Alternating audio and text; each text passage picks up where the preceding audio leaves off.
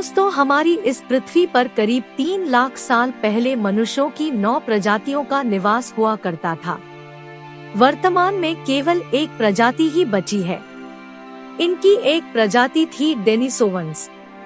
यह प्रजाति एशिया में रहती थी, जबकि आदिम प्रजाति होमो इरेक्टस इंडोनेशिया और होमो रोडेस्फेसिस मध्य अफ्रीका में पाई जाती थी। होमो निएंडरथलेंसिस, जिसे निएंडरथल्स के नाम से जाना जाता था, ये नाटे शिकारी थे और यूरोप के ठंडे मैदानों में रहने के अभ्यस्त थे। इनके समानांतर कम ऊंचाई और छोटे मस्तिष्क वाली मनुष्यों की अन्य प्रजातियां भी थी। दक्षिण अफ्रीका में होमो नलेदी, फिलीपींस में होमो लुजोनेंसिस, इंडोनेशिया में होमो फ्लोरेसिएंसिस और चीन में रहस्यमय रेड डियर प्रजाति के मानव होते थे। जिस तरह से हमें बहुत जल्दी नई नई प्रजातियों का पता चल रहा है, उसे देखते हुए कहा जा सकता है कि अभी और प्रजातियों की जानकारी सामने आ सकती है।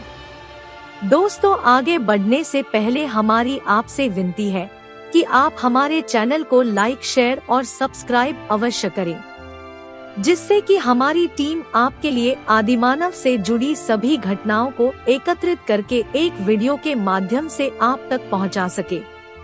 तो बिना किसी देरी के बढ़ते हैं वीडियो की ओर। दोस्तों, उपरोक्त प्रजातियां करीब 10,000 साल पहले खत्म हो गई।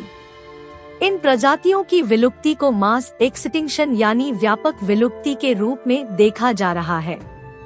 क्या ये विलुप्ति का कारण प्राकृतिक कारकों जैसे ज्वालामुखी फटने, जलवायु परिवर्तन का या एस्टेरॉयड प्रभाव का नतीजा था?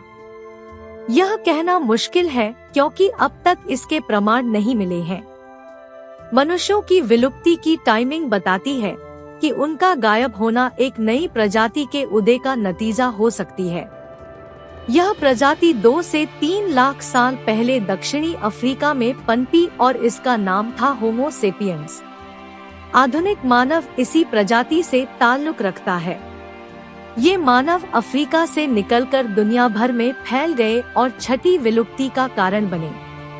करीब 40,000 साल पहले हिमयुग के स्तनधारियों की समाप्ति से वर्षा वनों के नष्ट होने के बाद इसकी शुरुआत हुई थी।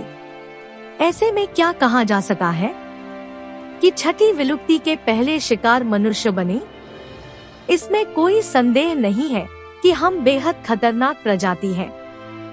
हमने विशालकाय ऊनी हाथी, मैमथ, ग्राउंड स्लोथ और विशाल पक्षी मोआ का इतना शिकार किया कि वे खत्म हो गए। हमने जंगलों और वनों को खेती के लिए बर्बाद कर दिया। हमने आधी से अधिक धरती की तस्वीर बदल कर रख दी, जो मनुष्यों की दूसरी प्रजातियों के लिए सबसे खतरनाक साबित हुए, क्योंकि हम संसाधनों और जमीन के भूखे हैं। ये तथ्य साबित करते हैं कि दूसरी प्रजातियां हमसे संपर्क में आने के बाद ही खत्म हुई।